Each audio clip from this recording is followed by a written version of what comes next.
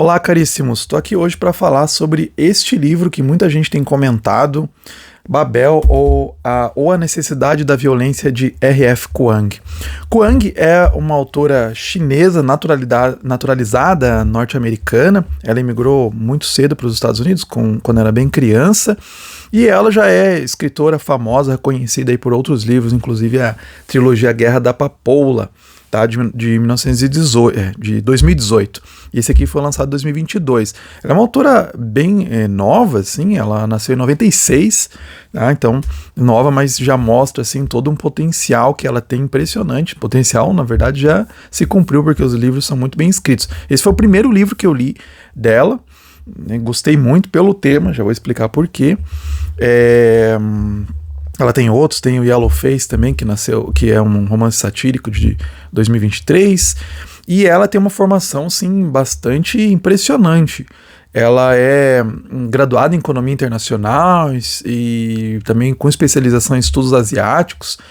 Ela tem pós-graduação em estudos chineses, tanto por Cambridge quanto por Oxford, que vocês vão ver que tem uma influência bem grande aqui nesse livro Babel, e agora está cursando atualmente o doutorado em Yale, lá nos Estados Unidos. Então, ela nasceu na região de Guangzhou. Guangzhou a gente conhece por Cantão, né, a versão aí ocidentalizada do nome Cantão, que também é bem importante porque o personagem principal de Babel é também de Cantão. E então, o que se trata esse romance Babel? Ele é um romance de ficção especulativa, quer dizer, é um passado imaginado, né, aí que se passa na Inglaterra do século XIX, mais precisamente 1830, em Oxford. E esse livro ganhou bastante prêmios, tá? Então já tem na capa aí os 2 prêmios Nebula e Locus, que são prêmios bem importantes da ficção científica, né? Então você já sabe que realmente foi um livro que foi bem apreciado aí, inclusive pela crítica especializada, né? Mas também é bem, mesmo as pessoas comuns, leitores comuns, têm gostado muito. Então, nessa Inglaterra de 1830, essa Inglaterra Oxford alternativa, a supremacia econômica e colonial da Grã-Bretanha é alimentada pelo uso de barras de prata mágicas. Então tem umas barras de pratas onde algumas pessoas conseguem escrever palavras em diferentes idiomas em pares, né, de um lado e de outro, essas palavras, e consegue capturar o significado, né, que tem significados semelhantes, mas não idênticos, e essas barras de prata escritas com esses pares correspondentes, eles acabam ajudando em várias coisas. Tem um poderio, né, aumenta o poderio tecnológico da Inglaterra com esses pares. Então os tradutores lá escrevem uma palavra de um lado do outro, colocam alguma coisa, então aumenta a produtividade daquela máquina, aumenta a produção industrial, a produção agrícola, melhora até a precisão das balas, né, na questão militar, pode até curar alguns ferimentos. Então é bastante vasto aí a aplicação dessa tecnologia, dessa mágica aí. Então, para aproveitar melhor esse poder, a Universidade de Oxford, ela cria o Royal Institute of Translation, né, o Instituto Real de Tradução, que foi apelidado por Babel, daí esse nome, né, Babel. Então você sabe, né, Babel, na história bíblica, foi construída uma torre construída para alcançar um poderio grande, para as pessoas não serem dispersas, né? E aí é um símbolo da tecnologia, do início da tecnologia, e também do início aí da profusão de línguas, né? Então Babel quer aproveitar essa profusão de línguas para proveito próprio aí da Inglaterra, né? Então os acadêmicos trabalham nessa torre para encontrar os pares correspondentes das palavras, para aumentar ainda o poderio inglês. Então o enredo é focado em 4 alunos desse instituto e a crescente consciência que eles vão adquirindo do que os seus esforços acadêmicos estão ajudando a manter a supremacia imperialista aí da Grã-Bretanha, né? E então eles ficam se debatendo como que eles vão evitar as disputas, os problemas da justiça, né? Se eles devem ou não usar a violência. Aí tem o contexto da guerra do ópio lá com a China, porque eles vão fazer uma visita à China também, né? Eu não vou dar spoilers aqui, né, nesse vídeo, mas é todo esse contexto para entender esse contexto. Então, o foco principal, né, o ponto de vista principal é de um órfão de Cantão, né, do mesmo lugar onde vem a escritora. Não é aleatório isso, né? E ele é adotado, né? Então, e ele adota o nome em inglês de Robin Sweet. Sweet é homenagem ao autor das Viagens de Gulliver, e Robin, ele tem o nome de um passarinho, né? Ali vem faz uma jogada em inglês com o significado, né, do passarinho, né? E inclusive é o símbolo que tem aqui, o passarinho e tal. Tem toda uma questão, os nomes são muito usados, né? Porque é uma questão, o foco da história é tradução, então tem os nomes, os termos, é muito legal ver, né, o surgimento das palavras, de onde que surgem, né? A etimologia das palavras, é muito trabalhado isso, tá? Então, esse órfão, né, depois que se vai ser chamado de Robin Sweet, ele vai estudando, se admitindo, né, depois de estudar bastante, ele é admitido em Babel, né, para ser um tradutor. Como ele entende bastante o chinês, né, então o mandarim, isso é uma coisa bem vista pelos tradutores ali de Babel, né, porque é como eles vão conseguir aumentar o poderio deles. Então são 4 ali, né, desses amigos que a história vai se desdobrando. Não quero falar muito para não dar muitos spoilers, que é interessante, né, o desdobramento. Mas sim, o livro é muito bem pesquisado, tá? E é bem impressionante. Quem gosta de Oxford, né, tá acostumado com Oxford, ler os livros de Oxford. Eu gosto muito de Oxford, sempre gostei, sempre fui apaixonado pela cidade de Oxford.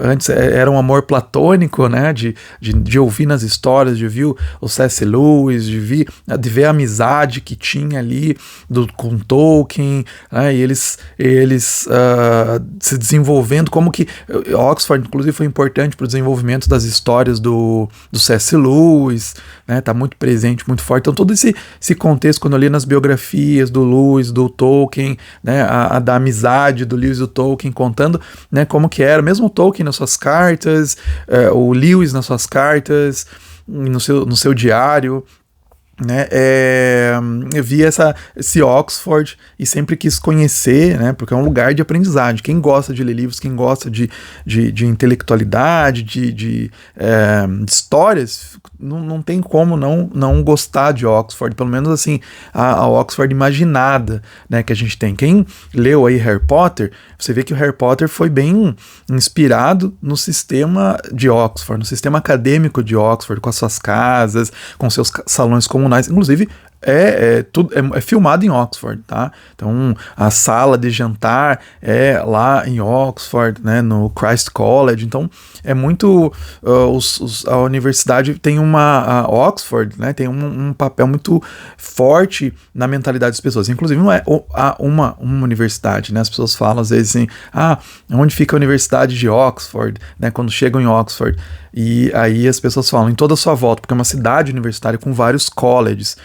E eu tive o prazer e a satisfação de visitar Oxford, e está muito bem retratado aqui, né? Todas aquelas coisas legais. Claro que se passa em 1830, mas assim, tem até quadros que mostram, né, Oxford no século XIX, Oxford hoje, não mudou muita coisa, permanece, é uma cidade histórica e permaneceu muito. Então, tem um mapa, inclusive no começo do livro, mostrando a Oxford. Inclusive, ela fala que ela toma, no início ela tem uma nota da autora, onde ela toma algumas liberdades aqui, como é a Oxford, inclusive, para onde fica Babel, né, aqui, que fica perto da biblioteca Radcliffe, que é uma redondona, que grande e tal, bonita, impressionante nas fotos e tudo, quando você está lá também.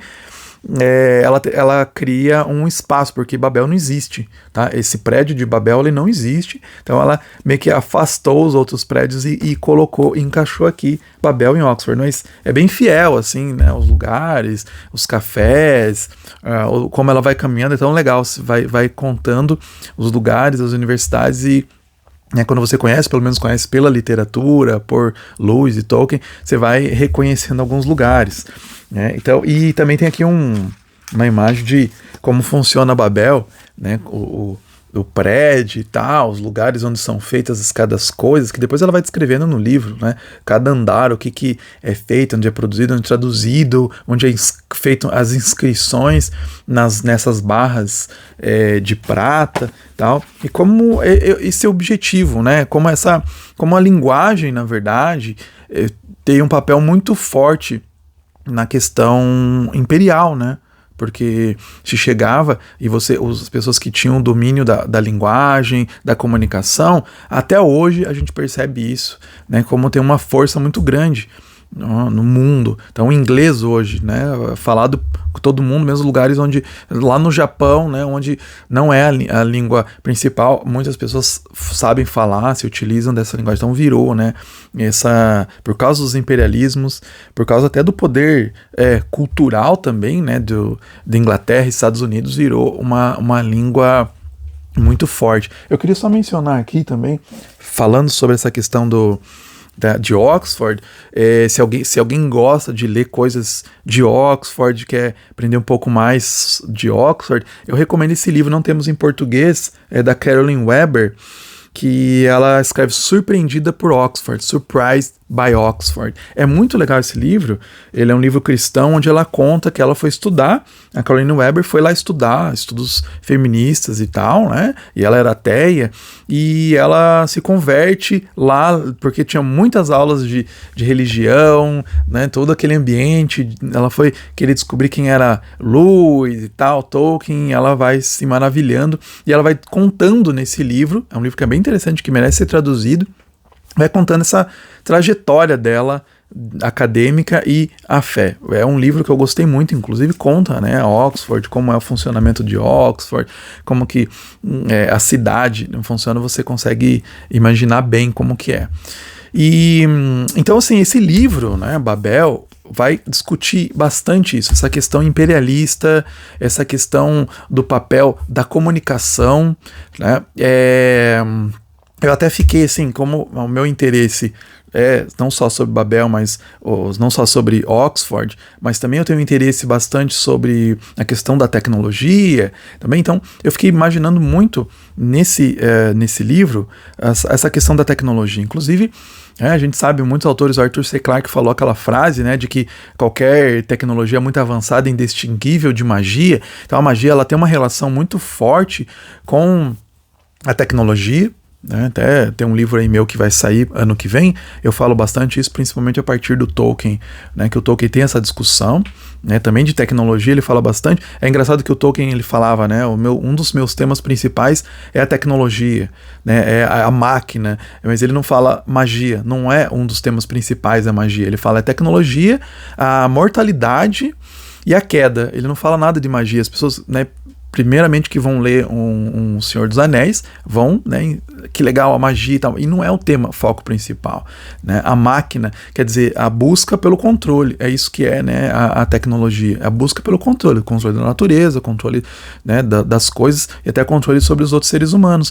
E aqui Babel, essa tecnologia, essa magia da prata, ela o objetivo é o maior controle. É um poderio maior, porque aí eles vendiam essa tecnologia, vendiam essa magia a partir de Babel, e só eles sabiam operar, só eles sabiam fazer a manutenção. Então o mundo ficava submetido a esse poder de Oxford, principalmente, né? Então eles sabiam ali, eles podiam cobrar o preço que fosse, porque eles eram os únicos que faziam esse produto, né? Essa magia.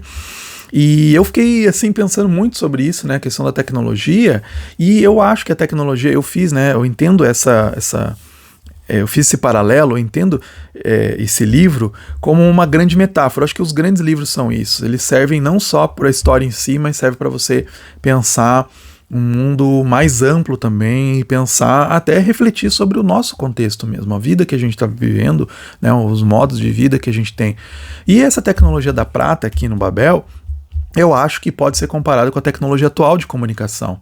Também, né, como da mesma forma que servia ali Babel para comunicar, para colocar o poder da linguagem sobre outros povos, hoje a gente tem a tecnologia atual das redes sociais, dos computadores, da inteligência artificial, centralizada no Vale do Silício, a partir do Vale do Silício, como um novo regime imperial também que domina o mundo. Né? Uma nova Babel. O Vale do Silício é uma nova Babel. Né? Tanto a Babel do livro quanto o Vale do Silício, elas são construídas em cima do papel da comunicação. Né? Eu quero ler uma página aqui, sem spoilers, mas que é interessante nesse sentido, mais para o final, que ele fala, e dá para a gente pensar assim, com relação, tentar substituir o que está falando aqui, os termos dos usos aqui, né, das coisas que eles têm que fazer aqui em Oxford, no mundo, a partir das barras, com tecnologia. Com a tecnologia que a gente tem hoje, com a inteligência artificial. Olha só. Em Oxford, porém, ainda mais em Londres, o tráfego era o principal problema enfrentado pelas autoridades municipais. Isso em 1830. Como administrar o fluxo das charretes, cavalos, pedestres, diligências, carruagens de aluguel e carroças sem congestionamento ou acidentes. Os efeitos da prata evitavam engavetamentos, preservando as ruas com calçamento de madeira, regulando as estradas, reforçando pedágios e pontes, assegurando curvas suaves para as carroças, reforçando as bombas de água destinadas a diminuir a poeira e mantendo os cavalos dóceis. Sem a manutenção de Babel, todos esses ajustes minuciosos começariam a falhar um por um e, como resultado, dezenas morreriam. É muito interessante isso porque é o que a gente está pensando hoje com a inteligência artificial, com cidades inteligentes. Então a gente vai colocando a inteligência artificial em todos os lugares. Então para cuidar do trânsito, né, a gente tem semáforos inteligentes, cidades inteligentes, vai colocando tudo como uma grande solução.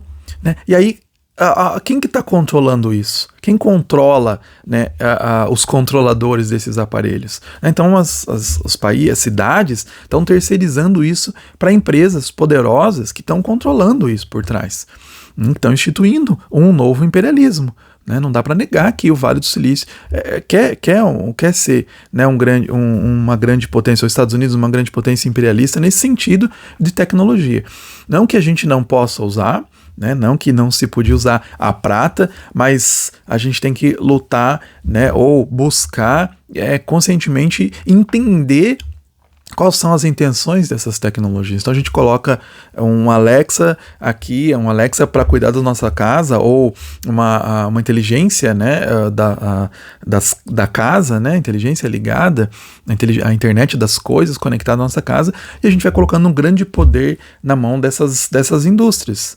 Né? Então, como a gente viu já recentemente, aconteceu um caso de um cara que ele foi bloqueado a casa dele porque ele falou comentários toscos na internet e a casa dele foi bloqueou até a energia elétrica da casa dele, isso nos Estados Unidos, porque a casa dele toda ela é controlada por mecanismos de internet das coisas. Né? Então, o poder que a gente vai colocando na mão dessas empresas. Então, claro, não é à toa que as grandes potências mundiais elas brigam por causa da inteligência artificial, por causa das redes sociais. Né? Agora a gente tem a China, por exemplo, inclusive a China, né, que é um papel bem forte aqui, porque a Kuang está criticando isso, né, essa busca do imperialismo inglês que vai lá e está impondo seus interesses sobre a China, né, e agora a China também como uma grande potência querendo se livrar dos Estados Unidos, né, inclusive criando suas próprias inteligências artificiais, suas próprias tecnologias, suas próprias redes sociais. A disputa em torno do TikTok é um grandes exemplos disso, né, de que os Estados Unidos baniu o TikTok dos Estados Unidos da mesma forma que a China baniu algumas redes sociais lá do seu país. Então essa disputa pela comunicação é muito forte. Então quem domina a comunicação de ontem e hoje, né, domina o mundo. Né? Então às vezes a gente deixa de lado, não presta atenção no papel que a comunicação tem no mundo. O próprio país, né, o Brasil, nosso Brasil, tem dado pouca importância nesse sentido, né, do papel da comunicação. tem comprado simplesmente tecnologia dos outros países ao invés de desenvolver sua própria tecnologia, e isso é um grande perigo, né? Porque a gente viu agora os debates, não que a gente deva banir, né, redes sociais, acabar, mas ver que o papel das redes sociais tem no impacto das democracias. Tem muitos estudos que falam sobre isso, né? Eu já falei vários livros, inclusive aqui no canal, sobre isso, né, de que como esse poder dos Estados Unidos vai, por exemplo, no caso das redes sociais, inteligência artificial, vai colocando os países em submissão. Então, o Brasil, por exemplo, não desenvolvendo uma tecnologia de inteligência artificial, por exemplo, né, ou criando leis que regulem essas inteligências artificiais, a gente tem nossos dados roubados, né? Até há muito tempo atrás foi banida agora, mas as redes do Zuckerberg, Facebook e Instagram e outros, né, estavam pegando os dados das pessoas. As pessoas colocavam fotos ali e estava sendo roubado esses dados para treinamento de inteligência artificial. Isso é muito comum nas redes sociais. Não é à toa que um milionário ou um bilionário vai comprar uma rede social. Não é porque ele está favorável ao livre debate, expressão livre das ideias. Não, ele está interessado nos dados que surgem ali. Então, a comunicação é extremamente importante e a gente tem lidado mal com isso. Então, a Kuang aqui, ela está falando sobre isso, né, sobre essa tecnologia, essa magia, né, da comunicação, como é um papel fundamental para hoje, né, desde sempre. Né? Quem domina a comunicação, domina os outros. Tá? E assim, eu já falei em outro momento, né, eu acho assim, todo livro, uma frase um insight que eu tive assim, esses dias, todo livro, ele é tanto profundamente catártico quanto um experimento mental. Né? Catártico por quê? Porque a gente escreve, ou quem escreve, né, ele escreve para se libertar de sentimentos e emoções reprimidas, buscando, se não a cura, né, pelo menos uma compreensão. Então a gente escreve diários, a gente escreve livros para tentar compreender as nossas emoções, nossos sentimentos. E quando a gente compõe uma história, ou quando alguém compõe uma história, ficcional ou não, lança-se mão de um experimento mental também, né, que procura testar hipóteses acerca da realidade. Eu li recentemente Crime e Castigo, você vê isso, né, ele está testando a hipótese. Como seria matar uma velhinha, né? Como que isso traria para uma pessoa uma mentalidade? Claro que tem pessoas sociopatas que não vão ter a consciência pesada, mas ali o Dostoiévski está colocando, né, como a pessoa sofrendo, a consciência dela sofrendo porque cometeu um crime, né? Isso não é spoiler, tá? Já tá no começo do livro. Gira todo em torno disso. Então, assim, a mesma coisa é aqui em Babel. Né? Eu percebi, a autora, o personagem principal, vem de Cantão da mesmo lugar onde ela nasceu, a Kuang nasceu. Então, assim, é tentar expurgar. A mesma coisa tem isso, assim, essa questão de os acadêmicos virem de outros países estudar ali em Oxford e receberem, né, todas as mordomias desse mundo intelectual avançado, mas eles têm os problemas nos seus países de origem. Né? Esses países, às vezes, como a Inglaterra, exploram seus países de origem e eles vão lá estudar, da mesma forma como, né, às vezes tem, né, hoje, um brasileiro vai para os Estados Unidos, vai para a Inglaterra estudar, e esses países, né, estão explorando os seus países de origem. Às vezes tem países, né, que são muito mais explorados ainda. Né? Então ela tem essa questão da consciência. A própria autora, eu percebi isso, assim, e é legal quando você aprofunda um pouco mais, né, você tenta ler a metanarrativa por trás, né, você vê que é uma tentativa de catarse, ela escrevendo esse livro, porque ela, né, veio da China e ela estudou em Oxford, está estudando em Yale, então ela quer também compreender essa questão nela, né, também, tentar curar essa questão, né, olha, eu vim de um país super explorado por essas potências, eu estou aqui agora, eu tenho esses privilégios que muitas pessoas não têm esses privilégios, e aí, o que eu faço com isso? E ela também está fazendo esse experimento mental, né, de o que fazer? Né? Usar a violência, será? Né, para vencer essas questões, para romper esse jugo, né, de colonial, esse jugo que permanece entre os países, né? Enfim, se coloca aí, você pode ter suas próprias respostas ao ler o livro. Deixa eu encerrar aqui com uma citação aqui do final do livro, sem spoilers, mas é uma citação muito, muito bonita. Fala assim, para a gente pensar também, para quem gosta de tradução, literatura e lê, né? Assim, ó, porque você é um bom tradutor. E isso que a tradução eu acho. E isso que falar ouvir o outro e tentar enxergar além dos nossos próprios preconceitos para vislumbrar o que o outro está tentando dizer.